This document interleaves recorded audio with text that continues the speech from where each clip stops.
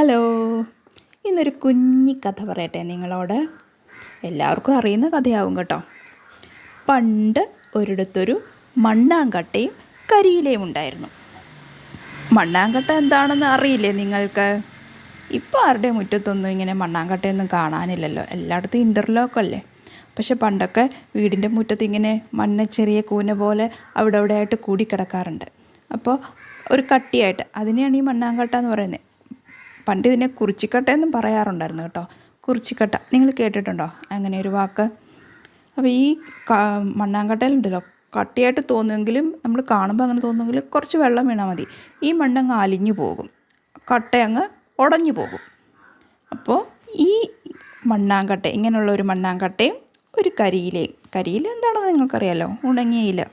അപ്പോൾ ഈ മണ്ണാങ്കട്ടയും കരിയിലയും വലിയ കൂട്ടുകാരായിരുന്നു. നിങ്ങൾക്കും ഇല്ലേ കൂട്ടുകാരൊക്കെ? അപ്പോൾ ഈ മണ്ണാങ്കട്ടയും കരിയിലയും പരസ്പരം ഇങ്ങനെ സങ്കടങ്ങളും സന്തോഷങ്ങളും നാട്ടുവിശേഷങ്ങളും ഒക്കെ പങ്കുവെച്ച് അങ്ങനെ കഴിഞ്ഞു വരികയായിരുന്നു. അങ്ങനെ ഒരു ദിവസം അവർക്ക് പെട്ടെന്നൊരു തോന്നൽ, ഇങ്ങനെ നാട്ടുവിശേഷം പറഞ്ഞ് നാളുകൾ കഴിഞ്ഞാൽ മതിയോ? നാടൊക്കെ ഒന്ന് ചുറ്റി കാണണ്ടേ, നാട്ടുകാഴ്ചകൾ കാണണ്ടേ? വേണം, ഒരു യാത്ര പോകണം, ഒക്കെ ഒന്ന് കണ്ടുവരണം. രണ്ടുപേരും കൂടി അങ്ങനെ ഒരു തീരുമാനം എടുത്തു. കൂട്ടുകാരൊന്നിച്ച് നിങ്ങളൊക്കെ യാത്ര പോകാറില്ലേ? എല്ലാവർക്കും വലിയ സന്തോഷമല്ലേ അത്, കൂട്ടുകാരൊന്നിച്ച് പുറത്തൊക്കെ പോയി കാഴ്ചകളൊക്കെ കണ്ട് ആഹാരമൊക്കെ കഴിച്ച് കഥകളൊക്കെ പറഞ്ഞ് അങ്ങനെ അല്ലേ? അപ്പോൾ ഒരു ദിവസം നിശ്ചയിച്ച് ഈ കൂട്ടുകാർ രണ്ടുപേരും യാത്ര പോകാൻ തീരുമാനിച്ചു. അപ്പോൾ കാശിയിൽ പോയി ക്ഷേത്രങ്ങളൊക്കെ ഒന്ന് കണ്ട് പ്രാർത്ഥിച്ച് തൊഴുതു മടങ്ങണം എന്നായിരുന്നു അവരുടെ ഒരു തീരുമാനം. പിന്നെ പോകുന്ന വഴിക്ക് കാഴ്ചകളൊക്കെ കാണുകയും ചെയ്യാമല്ലോ. അങ്ങനെ രണ്ടുപേരും കൂടി സന്തോഷമായിട്ട് യാത്ര തുടങ്ങി. വഴിയിലെ കാഴ്ചകൾ കണ്ട് രണ്ടുപേരും കൗതുകം പൂണ്ടു. എന്തെല്ലാം കാഴ്ചകൾ! വലിയ വലിയ കെട്ടിടങ്ങൾ, നിറയെ വാഹനങ്ങൾ, ആൾത്തിരക്ക്. ഹോ, ഇങ്ങനൊരു യാത്ര നടത്താനെടുത്ത തീരുമാനം എത്ര നന്നായി! ഈ കാഴ്ചകളൊക്കെ കാണാൻ സാധിച്ചില്ലേ? അങ്ങനെ മുന്നോട്ട് പോകുന്നതിനിടയിൽ പെട്ടെന്ന് ഒരു കാറ്റ് വീശാൻ തുടങ്ങി. ശക്തമായ കാറ്റ്. പാവം കരിയില, കാറ്റിൽ പിടിച്ചു നിൽക്കാൻ കഴിയുന്നില്ല. കാറ്റടിക്കുമ്പോൾ കരിയില പറന്ന് പറന്ന് പോകുന്നത് നിങ്ങൾ കണ്ടിട്ടില്ലേ? അതുപോലെ ഈ കരിയിലയും ഈ കാറ്റത്തിങ്ങനെ പാറി പറന്ന് പോകാൻ തുടങ്ങുക. എന്തു ചെയ്യും? പെട്ടെന്നാണ് മണ്ണാങ്കട്ടയ്ക്കൊരു ബുദ്ധി തോന്നിയത്. മണ്ണാങ്കട്ട എന്തു ചെയ്തെന്നോ? വേഗം കരിയിലയുടെ മുകളിൽ കയറിയിരുന്നു.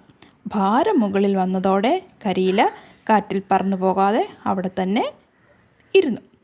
കുറച്ച് കഴിഞ്ഞ് കാറ്റൊക്കെ ശമിച്ചു. കൂട്ടുകാർ രണ്ടുപേരും വീണ്ടും യാത്ര തുടങ്ങി. കരിയില മണ്ണാങ്കട്ടയോട് തന്നെ കാറ്റിൽ പറന്നു പോകാതെ രക്ഷിച്ചതിന് നന്ദി പറഞ്ഞു. അപ്പോൾ മണ്ണാങ്കട്ട എന്താ പറഞ്ഞതെന്നോ?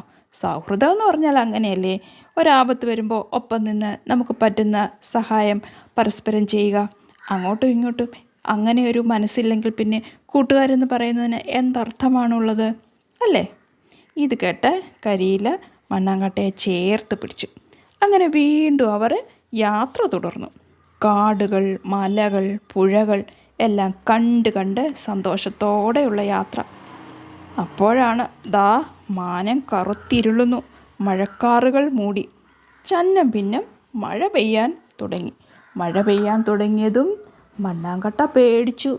എന്താ കാരണം? മഴ ശക്തിയിൽ പെയ്താൽ വെള്ളം വീണാൽ മണ്ണാങ്കട്ട അലിഞ്ഞു പോകില്ലേ? അതായിരുന്നു മണ്ണാങ്കട്ടയുടെ പേടി.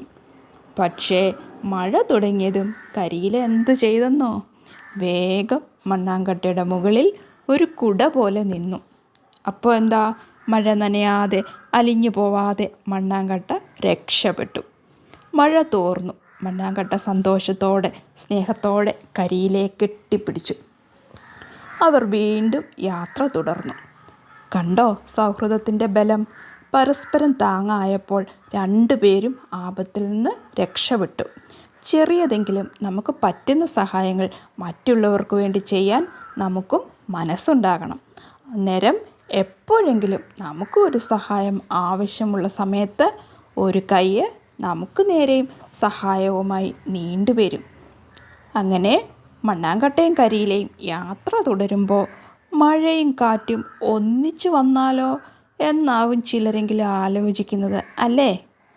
അങ്ങനെ പരസ്പരം അന്നേരം സഹായിക്കാനാവാതെ മണ്ണാങ്കട്ട അലിഞ്ഞും കരിയില പറന്നും പോയേക്കും. പക്ഷെ നമുക്കങ്ങനെ ഓർക്കണ്ട കേട്ടോ. അവർ രണ്ടുപേരും കൂടി സന്തോഷമായി കാഴ്ചകളൊക്കെ കണ്ട് കാശിയിലെത്തി, അമ്പലങ്ങൾ സന്ദർശിച്ചു, പ്രാർത്ഥിച്ചു, വീണ്ടും വീട്ടിലേക്ക് മടങ്ങി. തിരികെ സ്വന്തം വീട്ടിലെത്തി അവർ പഴയതുപോലെ നാട്ടുവിശേഷങ്ങൾ പറഞ്ഞും സങ്കടവും സന്തോഷവും പങ്കുവെച്ചും സ്നേഹത്തോടെ സൗഹൃദത്തോടെ കഴിഞ്ഞു. നമുക്ക് അങ്ങനെ കരുതിയാൽ മതി കേട്ടോ. അവർ രണ്ടുപേരും തിരിച്ചെത്തി, വീണ്ടും സന്തോഷമായിട്ട് കഴിയുന്നു. അപ്പോൾ ഈ രണ്ട് കൂട്ടുകാരുടെ പഴയ ഒരു കുഞ്ഞിക്കഥ എല്ലാവർക്കും ഇഷ്ടമായോ? കമൻറ്റുകൾ ഇടണം കേട്ടോ, ഇഷ്ടമായോ ഇല്ലയോ എന്ന്. ഇനി വേറൊരു കഥയുമായിട്ട് അടുത്ത ദിവസം വരാം കേട്ടോ.